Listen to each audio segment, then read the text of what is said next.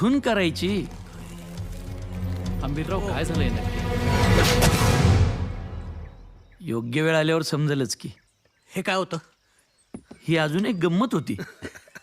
या सगळ्याचा अर्थ आम्ही काय घ्यायचा आंबीरराव? माफ करा मोरोपंत,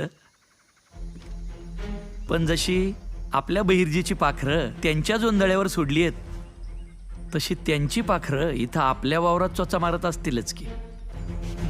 आलं ध्यानात. तुम्ही गोफण फिरवायला घ्या, मी पाखरत दाण्यावर बसवतो. येतो. नाही, ती कापड काढा आधी. सारखा तलवारीवर जातोय. बाहेर संताजी धनाजी आलते अंगावर. बघू की जरा अनाजी पंत. सगळं तुम्हीच तर बघताय. पण तुम्ही नीट बघू कुठं देताय.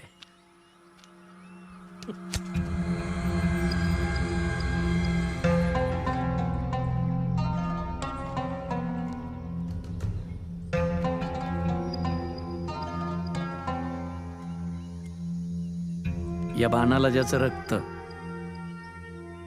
तो औरंगजेबाचा भक्त.